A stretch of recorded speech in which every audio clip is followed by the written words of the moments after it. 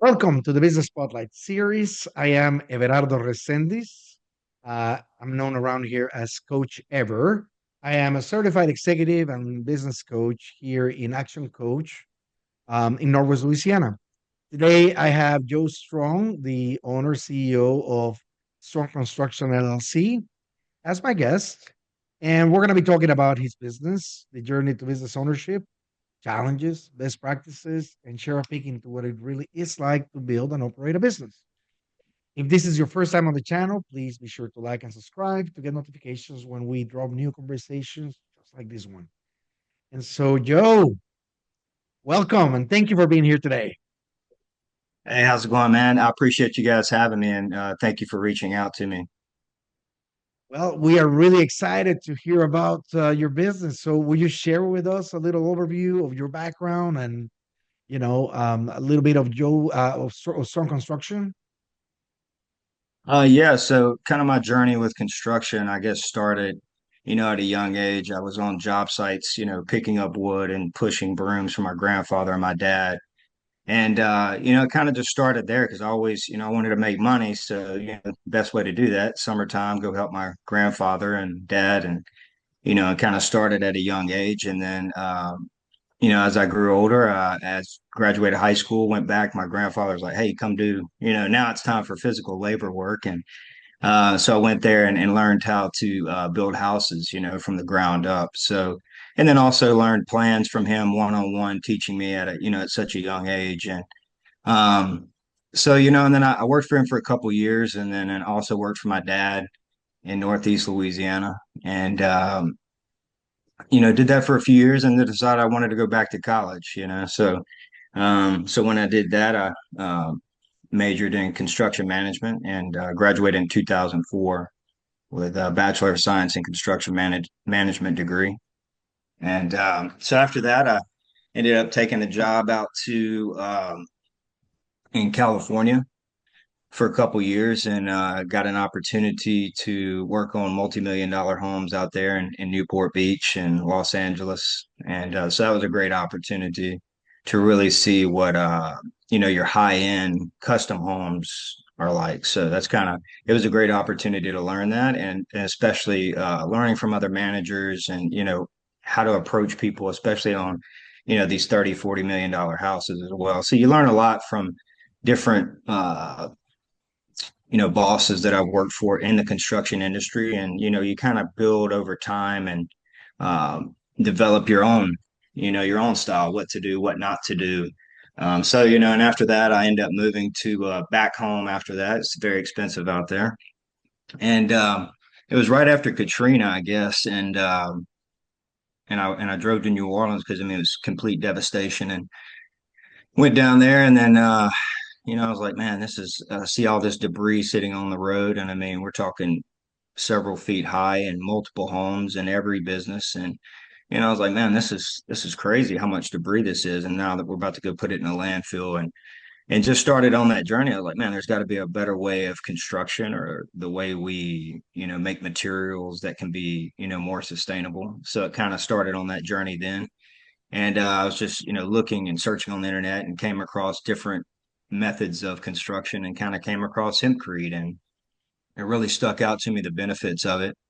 And that's kind of led me on that journey. I was just like, so I reached out to some people that were kind of, I guess on the forefront of it or the first ones that built the first hempcrete house in the United States and which was Hemp Technologies. I think it was in 2012 I reached out to them and it was just like, I'm interested in this product, and then so I had to pay them some money for them to even talk to me about it, because I was kept bugging them. And then finally, I just read books and went to a HIA conference in Colorado and met an architect out of North Carolina, Tim Callahan, and he called me. He's like, "Hey, we're having we'll be building a hempcrete house here in Asheville, so." I said, yeah, I want to be a part of that and went over there and kind of got my hands dirty, for 3 or 4 days and really just kind of, studied the material, the ratios, the compaction, different things that you have to know that you're not going to, you can read a book, but until you apply it, it's a little bit different. So, Right. There is a difference there. let me stop you there for a second. I'm gonna go back to your experience in California, right? Um, Yeah. is there a difference in the way that we build these homes with what we normally have around here in these areas, or is it just the customization, the size, and the luxury of? I'm sorry, what was the question? What's the difference construction wise between what you saw being built in California? Do they use different materials? Do they use stone? Is it different from what we build around here? It's not really different. I think it's just more of the high end finishes, right? Like that's where a lot of the homes, that's where a lot of the cost comes in. Your square footage is that, you have your framing, but it's really boils down, your concrete walls, sheetrock, insulation, Right. things of that nature, roofing. But it's really when you get into the finishes, that's where it separates. So if a guy's building, for instance, I was working on Mark McGuire's house and got to meet him. And I mean, he was in a 15, 20,000 square foot home. And, so it was really just, it's the same construction. It's about like, hey, I want to go with this elaborate material or these finishes in here. So that's really where the cost adds up, especially when you have 15, 20,000 square feet. You get a Right. couple of those here you get some nice homes in Louisiana. And Yeah, I mean, it's just the cost of living is more. So it's going to I be more understand out that. there, Again, right? I was wondering though, of course, they just went through this whole ordeal with the Palisades and the fires, and Yeah, it's very evident that the materials used are, mostly wood, and they are subject to disasters, right? And so now you're focusing your development, your new endeavor into or this endeavor of yours with the sustainability in mind, that's correct. and hempcrete, right? And That's right. so, will you tell us a little bit about why is it important that we account for that or we consider that in the development of future construction projects? I think the reason that we should have that, I mean, especially after, fires and Palisades, and we see just a couple homes that were left standing were made of concrete or, their barriers around their house. I mean, these ambers of can get into the roof, they can come up through the soffit. So if you don't have your soffits prepared correctly, I mean, just because you have a hempcrete on, I mean, that amber can get in there inside the home. If you have some type of insulation, the walls are protected, but you also have to think about like your ceiling as well, like, how those ambers are going to come in and how to protect the if it gets sucked up in the house. So there's a lot of different ways you have to look at, building with hempcrete or, sustainable materials in general. Just because it's sustainable or fire resistant, there's still other ways that it can get in there, right? So Right, there is, what's great is that we had the 2024 code IRC book, just come out for hempcrete, which makes it a lot easier for us to cut through, to be able to pull permits and for our inspectors to be able to have knowledge of what this material is and how it reacts, so that's been a great push for a lot of guys that helped on that journey and to give all the information to put this to get it passed. And now, it makes hempcrete a lot easier to come in now, especially when we can just say, hey, we're doing a hempcrete house and here it is in the code book versus in the past, you would have to, okay, well, what is this? It's not in a code. And, oh, it's fire resistant. Okay, where's the test? Well, now we have all the testing, right? So we have these fire resistant testing and it scored the highest fire rating out of any material on the planet, which is a 0. So it's, these guys are that are pushing the limits and getting contracts from the government be able to showcase like, Cameron McIntosh. He's, these guys are getting it on the front and saying, oh, okay, we'll test these walls and we'll push it through the ASTM certifications. And they have, and it was very successful. So, just being along with these guys that are in the industry, continue to push, it gives me inspiration as well because I mean I started on this journey so long ago and to see these guys like really coming, I kind of stepped away from it for a while, but when I came back I was like, okay, like this is the kind of energy I want to be around. And these guys that are pushing the envelope and really on the forefront of it as well. So being around those guys, that's what I love about the industry because these small group of guys that are really passionate about building is amazing. I mean, we just did a spray application in Austin here recently, and I met guys from New York and Colorado and California, and all these guys were all passionate. about, construction and especially building sustainably and especially with hempcrete. So when you get around somebody like that, it only just continues to give you more energy, right? So that's why I thrive off of that and being around these guys, I think it's very it goes hand in hand with us both. All right, Joe. Well, let me take you a little bit back and into strong construction. Of course, the idea of sustainability and the hempcrete is something that has teeth, and it's gaining traction, as you say, more so when you have a lot of people committed to making sure that that's an optional alternative, right? Um, but your business over the past 20 years hasn't been built on these, right? It's certainly something that you want to promote. Um, what does your business do, normally? What's the construction type that you do,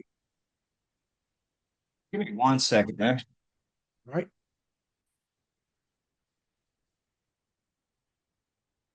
So I wanted to sort of dive into the strong construction as it is nowadays. Of course, you have these opportunities with hempcrete that are certainly starting to really pan out. Um, but over the past few years, you have been doing construction work. So why don't you tell us a little bit about the work that you guys do? I'm here in Lafayette, Louisiana. So I am working with some architects here locally, the ones that are doing the hempcrete house and for me. And so we work hand in hand together. I'm one of their top contractors. And so, anytime I meet other clients, I refer to bring them to Zonebreaker's design just to what it does, it just simplifies my job and basically from the design aspect and the for colors and interior design. So they're kind of a one-stop shop to meet all those needs, which when I get those set of plans, they're so detailed that I can sit back and show my subcontractors and you can get a very detailed estimate based off their plans.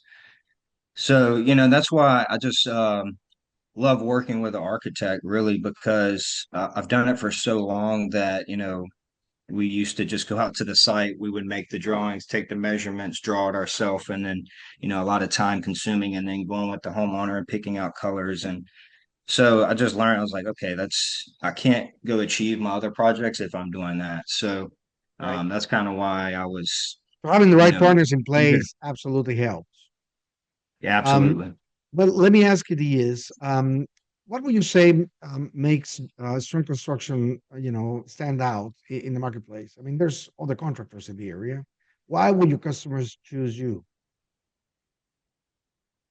Why would customers choose me is because, I've been doing it for 30 years. I think, the knowledge that I have in the construction industry brings a lot to the table. There's a lot of guys, I think even having the degree in construction, learning estimation, and also I think just working for others, uh, learning the do's and the don'ts of communication and building rapport with the customer. Just the little insights that you do for customers and making them trust, build that trust is really what it boils down to. So I just try to be, my authentic self and very genuine and make them feel comfortable. And that's kind of my goal. And, working with the Zone Breakers really, they recommend me. So that helps out tremendously, especially in this community. So Very good, very good. And so, what is one thing that you wish more people knew about strong construction? um I think that just the fact that we're, just diverse, we're commercial, licensed in commercial and residential construction. And just also, really, my main focus now is to try to implement more sustainable materials in every design if I can, whether it's hemp wool insulation or hempwood flooring in their home. I mean, they can still build traditional construction homes, which is fine. But I think what's nice is having these other companies that, such as Hempwood and Hempitecture and these different companies that are making these materials such as hemp wool for bad insulation. Um, and then hempwood, I have it on my stairs because I wanted, I pulled the carpet off and I was like, I'm just going to do hempwood flooring on my stairs and really just showcases, every piece is different, and it's non-toxic. hemp material, whether it's hemp wood or hemp wool. I mean, they use a non-toxic adhesive, right? So that helps out tremendously. So that's really what I try to focus on is just trying to, I think, open people's mind to these different materials and Right. how we can be more sustainable. And it's a beautiful product, you know? Well, you mentioned, that what one of the perhaps um, high points of your development was when Katrina hit, right? And every time there's a disaster in our coast areas, right? All Yeah. we see is these mountains of debris that really have no place to go because a lot of these things aren't recyclable, right? No. So um, the idea of using sustainability in disaster prone areas, and that's a lot of the our country, it's definitely something to pursue. I think that there's more of a social responsibility there. But this leads me to marketing, right? You're an evangelist in when it comes to the sustainability and the options out there for people to use. Things that aren't going to be as detrimental for our environment moving forward. And so, marketing is an area that a lot of people are interested in and they struggle with. We know that is vital to get businesses going. Like you mentioned, you have a great relationship with partners, and that helps absolutely find opportunities. But I'm always curious about what businesses like yours are doing to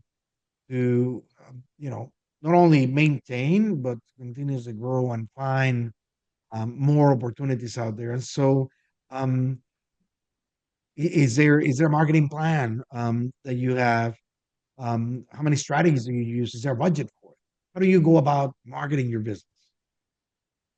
For marketing, really, I haven't. I kind of get on the social media, especially Instagram, is where I've, really connected with architects, and really that was kind of the overall goal is connect with homeowners and architects because architects can push the product. They're the ones that are people are going to. So if they can say, "Hey, we have other materials that we can offer," so that's kind of what I push for. Okay. And And and then so as you far as said the that. marketing goes, Yeah. basically the marketing aspect, I try to my goal is to build content around, the hempcrete I'm about to be working on, and then actually just showcase get a content creator and then also kind of showcase like where I've worked. Take for instance, I was working on a Sugar Mill Villas, doing consulting work out there. And I would just see these three dumpsters, I mean, just slam full of sheetrock and paint and all these different things that are about to get hauled off. And I mean, we're talking about multiple containers a day being, every other day being hauled off with this. So that right there, I just took pictures of it just to showcase, to show people.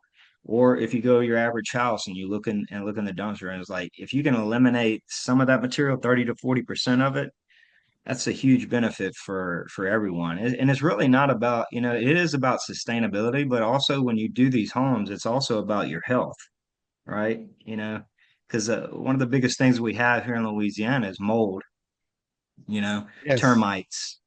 So that's one of our biggest things that we have to deal with, just like the client that I'm working with. That was her biggest issue. And I guarantee it's not just her because everybody that's gotten into hempcrete is all, these guys that I see, whether it's an architect I've talked to, and he's like, man, my family was dealing with mold, and this is why I pursued this. And there's a lot of guys that's what changed their mind about, going that direction. So it's a sustainability factor, but it's also about the health for you and your family. Got you. All right. Well, I mean, ultimately, it's all about creating that awareness out there, and to really identify you as the source for this sort of thing, right? So Yes, the sir. message is out there for everybody that is watching. Architects, they need to know about Joe, and they need to know that these options are available here in this area. That's good. And so, let me dive back a little bit into your journey. You choose to go on your own after working a little bit with somebody in California, right? Um, what led you to make that choice? Is it because you had it ingrained in you, or is it you saw an opportunity that You Really, it was just about, the way I was thinking, because you have so many contractors and, it was the sustainability factor, but also it's like, okay, well, if we've been doing this traditional way for, let's say 100 years, right? So how do we change that? How do we change the mindset of people? For instance, when you're trying to change something, people are going to be a resistance against it. There's yes, always going to be absolutely. every time until you can show proof, right? And that's kind of where that industry, that's where it kind of has led to. All right. And so So as you look back at your journey, what has been the most memorable roadblock that you had to overcome, that you were challenged with, and you needed to go through, I think just you know, as far as like for hempcrete, you mean? or for your business as a whole? Oh, well, yeah, just as an owner, I mean, I think, well, being here in Lafayette, I didn't really know. I came down here and with my ex-wife and really didn't know this community, didn't really know anybody that well Yes. down here. Because I'm from Northeast Louisiana. So when you come down here and you don't really, I had some friends down here, but to try to, build your company and you don't know anyone, you have to get out and go talk to people. You have to put yourself out there. So I started getting in Chamber of Commerce meetings. I started putting myself around people that would make decisions to build and then the next move was, so for years, I got a couple jobs here and there, and I was just like, okay, if people are serious about building, where are they going to go? They're going to go to an architect. And so I started thinking, I'm sitting on Instagram. I'm like, well, let me look up architects in Lafayette and see who's out there. So I looked up on Instagram and kind of went on that journey and I was like, okay, well, I'll create an Instagram page. And so I would take some of the pictures I had and built it. And then I would just connect with people and say, hey, I'm Joe Strong. I'm a licensed contractor here in Louisiana. I would love to come and sit down and talk to you to introduce myself. And, I call a couple people, went met with one or two architects. But when I connected, like I said, when I'm connected with the zone breakers, Gil and Tanya, really the connection we had and I was just like, okay, like same Right. mindset. And then we just over time we'd see each other in the community and then I would follow up with an email and then I'd see him again and I would say, hey, good to see y'all again. And then one day they called me and said, "Hey, we got this project for you," and then I would give them a project, and I called them and said, "Hey, I have a project," and so we kept doing the same thing, working hand in hand, and that's how I built it. Really was, to build my name over time, and was with them, and being able to have that trust with Right. them, and trust with me. So that's where I started analyzing. It's like, okay, yeah, you can market you can go out there and market and pay per clicks and things like that, which I haven't done, and I definitely need to. But also, you have to have the content for people to build that trust, and that's why I feel like Instagram was the best solution. Facebook's pretty good, but Instagram, I felt like a lot more architects are on there and really showcasing what theirs, and then that's how you can connect and build that trust, and then also get jobs because a lot of contractors, I mean, in the industry, it does give a bad name for the bad ones out there that really, especially what happened in New Orleans, people were taking money and then they left, Yeah. Yeah. so And that's why in they generally really speaking, cracked down. Joe, generally speaking, contracting is almost a touch and go type thing. Hmm. You know, it's difficult, and it has to do more with the way that we set expectations and the way that we communicate with our clients, right? But I find that there's too much of a range of service for general contractors, right? You can have those Yeah, that are very, up and they're upfront and they tell you things and they follow through and they move heaven and earth to make things happen. And then you have those who promise that but never deliver. And that's correct. so, there's business for everybody. I tend to think that those who actually make the best effort and focus on getting results with their customers are the ones that are going to do better. But, Yep. it does mean that you need people around you, like, your alliances, your referral partners who believe in you and that you have a responsibility to that Yep. make a difference for that. So, Absolutely. I'm with you 100%. I think that, putting your work out there certainly makes a difference. getting your customers to talk about you is really what moves. And those referral partners to talk about you is really what moves the needle for most of them. We got to find that place. That's So right. let's now fast forward and look at what comes next, right? So where do you see strong construction in the next 3 to 5 years? 3 to 5 years, there's a lot of movement right now, especially, I'm still going to be doing a lot of remodels, tradition, just remodeling homes. But if I can implement, such as the spray application with hempcrete into these walls, that would be great. Really, my goal has been for quite some time to really just buy a piece of land and to build a fourplex for myself out of hempcrete, or they make sustainable materials also that you can, they have a siding made of rice husk now from Modern Mill Wow. out of Mississippi, and they use Louisiana and Mississippi grown rice husk. I'm sorry, rice husk, and then they put that into a siding and different. They make different materials now, so they're gaining a lot of traction. So anything like that that I can implement into these homes, really to separate myself from a lot of other people. Not really separate, but just showcase. Um, buy this land, and actually the problem, like what me and these guys we talked about in hempcrete, are the problem is all the hempcrete homes are all custom. So there's no homes on the market for you to buy hempcrete homes. They're not in subdivisions. Nobody's done it yet. So that's really been the main goal was, okay, well then, and all of us, like at this recent Austin get together we had for the spray application, we all talked about, yeah, that's nice because we do all these custom homes, and but the problem is there's none on market for people to purchase. So that's really the whole goal right now. And my buddy Lucas in Texas, he bought some land, and um, they're working on building, I think, 4 or 5 hempcrete homes on the property that they bought in Texas. So I know he's moving forward with that. That's always been the problem. Like, people, if you They're don't, gonna be building spec housing. yeah, That is awesome. yep, It certainly is an opportunity, and more so if you can get it to really move through. I love it. Okay, so you do see your business moving ahead and growing over the next 3 to 5 years. You may do some development, at least in your own property, right? oh yeah, To definitely. showcase the capabilities, right? Um, so when thinking of the future of business, right, it's always important to address the topic of people working with you. People you can leverage, right? Your team. And so, what do you see happening with the people working with you in your own organization? What's the plan for them? Um, really it's just me, my subcontractors. You know, that's the thing is like they don't really, I use the MEPs, my mechanical, electrical, plumbing. That's not gonna. I mean, it'll change a little bit. But just show, really you have to have like, let's say for instance, now they have so many different types of uh, hempcrete installations. They have the spray, they have the blocks, they have the cast in place.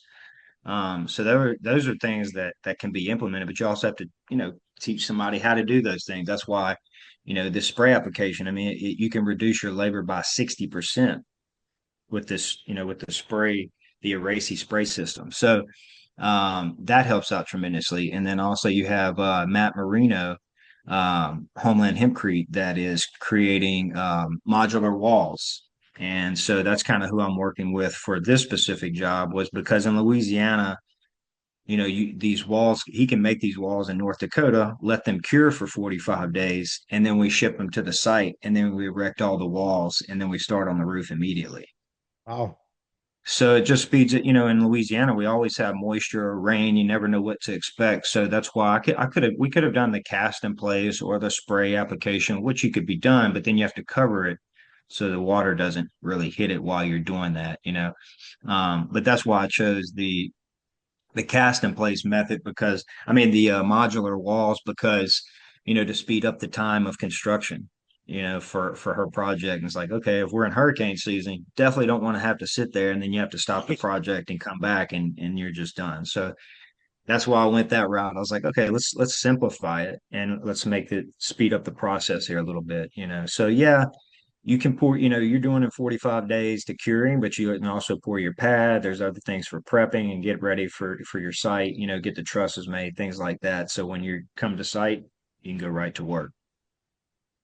That's amazing, Joe. Okay, well, we certainly have covered a lot of ground in this conversation today. And for those people who are watching, I highly encourage you to save these and come back a few times for an additional watch. There's lots of great nuggets in here. And so let me start wrapping up, Joe. And I have a few rapid fire questions. Okay, All so right. quick top of head answers for each. What is the key to success for you? Persistence. You know, I think it's well, persistence, consistency, showing up every day.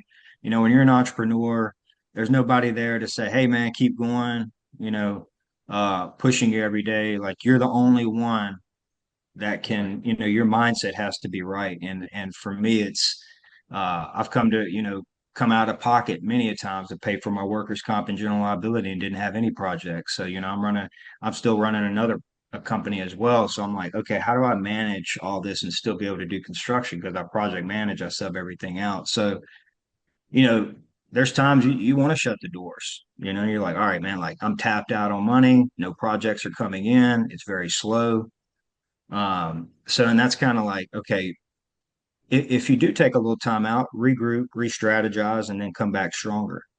I think a lot what I've learned from take for instance, you know, Grant Cardone, he has a book 10X, Yes. and you know, I read that and it really changed my mindset. I was like, man, I'm not putting enough effort in. You know, I'm not.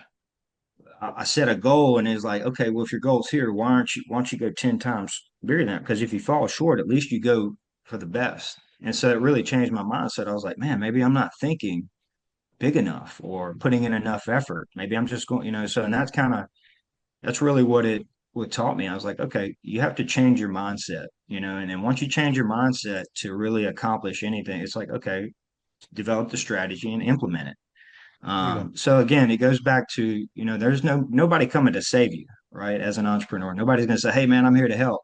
Like, you know, you have to come up with different ways, like, you know, sitting there, whether it was reaching out to architects, pick up the phone, make a phone call. Nobody knows who you are if you're not in front of them. That's So right. if you're That's sitting at the exactly right. house and you think that somebody's going to call you and say, "Hey, man, I want to give you some business," not going to happen. You know, that's Well, why you it's have to gonna get out happen there once in a blue moon, right? once in a, But but you can you could build a be out of business business by once in then. a blue moon. You could be out of business by then and be like, hey man, I shut the doors, you know, because I waited, but you know that's what it's been like, man. It's been a journey, you know, ups and downs, and you know, just keep pushing through, you know, and it'll come through, man. It takes time, patience. I agree with you. Okay, so you did mention that you read something from Grant Cardone, the 10X. Yep. Do you recommend that for people to grab hold of? Definitely. I definitely the book. I did the Audible. So if you want to go listen to all, because it's Grant on there, and what I loved about it, he's from Lake Charles, Louisiana, right? So and to see his success, and you know, I was like, okay, well, this guy's from Louisiana, man. Like That's right. I could do That's right. this It is too, you know. possible for So everybody. yeah, absolutely. Just his energy, man. I mean, and when I read it, it just changed you know, my mindset. I recommend it to everyone. Hey, go listen to the Audible because he's on there and he talks about, you know, you won't hear some of the stuff that, you know, you'll read in the book. So that's why I tell people, hey, go listen to the Audible book because, and then you can continue to listen to it if you want to go back and pick up different pieces from, you know, for a little bit of inspiration. I mean, that's really what it's for. Love it. So, if you had to choose only one area of your business you could immediately improve tomorrow, like this, what would that be?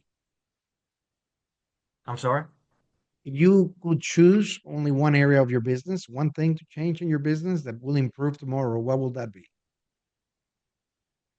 Just really, if I could improve one thing, it would be the capital to invest into start doing more my land developments. Really, that's really the really key point right now is where I'm trying to get to is to be able to build these spec homes of hempcrete and work with my architects, the zone breakers, to come up with these different designs to showcase it here in Louisiana of what we can do. Really, so it's really across the board in the industry. It boils down to capital. I mean, I've heard that numerous times. Meeting in Austin, everybody's like, it's the capital, the initial investment to help this get kicked off.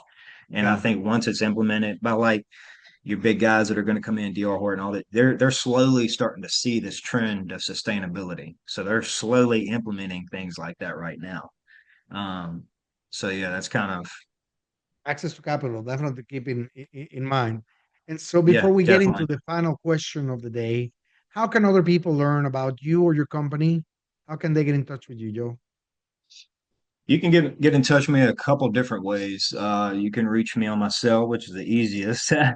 It's 318-348-4620, or you can email me at joe at strong, strong dash construction.com. You can find me on all social media platforms, Instagram, Facebook, LinkedIn. Go to Strong Construction or Joe Strong, and I'm pretty much on there. You can go to at Strong Construction LLC for Instagram. Same thing on Facebook. But yeah, that's pretty much how you can get in touch with me, man. Love it, love it. So, Joe, what do you find is most inspiring for you these days, nowadays? What gets you going? What gets me going is the just to see where the industry is headed and the watching the other guys grow as well.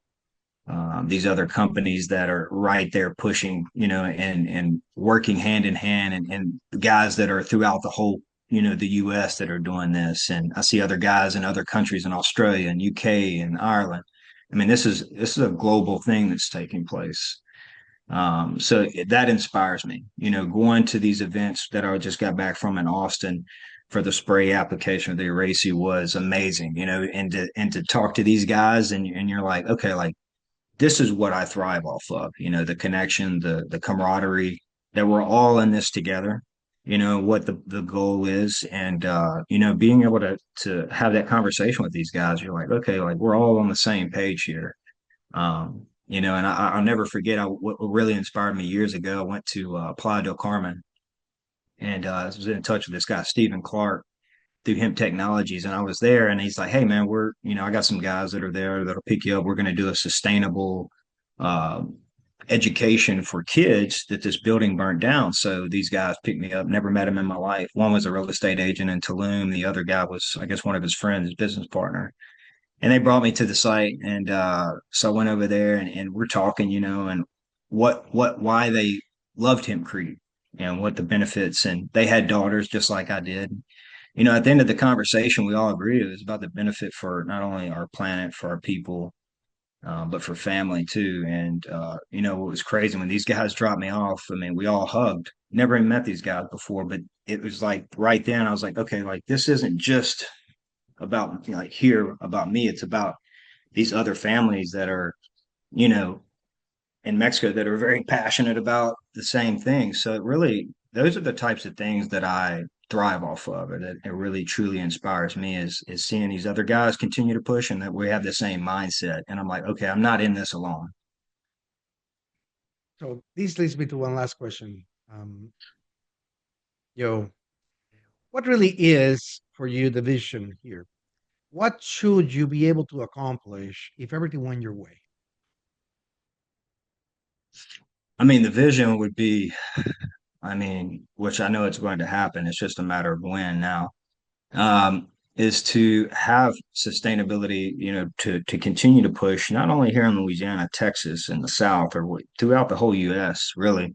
Um, just to continue pushing what we're all trying to create and create, have these sustainable subdivisions. Again, like really, that's what it boils down to.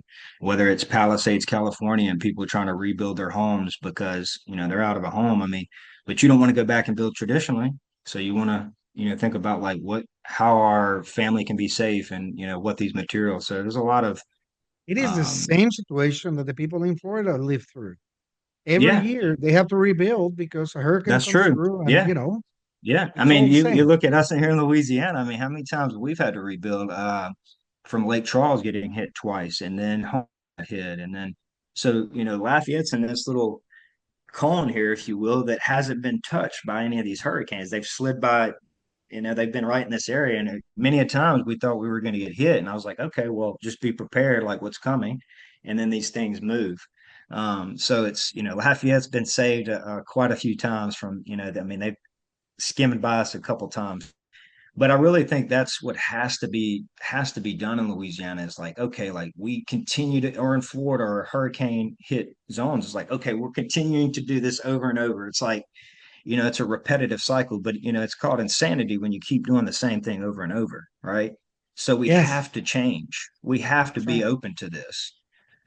So whether it's the United States or the Caribbean, Puerto Rico, Jamaica, all these different places, we can implement this everywhere. Right. So So that's the most I beautiful am thing rooting for about it. you, brother, because I think that we definitely Yeah. need something like that happening. It is too much, and it affects everything else that we do, even from the Yeah, insurance perspective, right? They have to fork absolutely. out rebuild money every single year. Why don't we do something different or change? Well, You know what I it's mean? beneficial. Yeah, it's beneficial for the insurance companies as well, especially if you have a fire resistant material, a mold resistant material. So if those things can help out the insurance company, which helps out, can lower your cost as well. So I definitely think that insurance companies should come on board, and how we can, hey, y'all can still make a profit, and everybody, that's what it's about. You can still be sustainable and make a profit that's beneficial for the people on the planet. So I got you, man. Well, Joe, I'm sorry. Thank you. Thank you so much for joining us today and oh, sharing this with man, I us. appreciate y'all having me. Thank you for the audience for listening and watching. And you never know who you might be inspiring by having them listen to this interview. So make it a great day. Until next time. Thank you, Joe. Yes, thank you so much.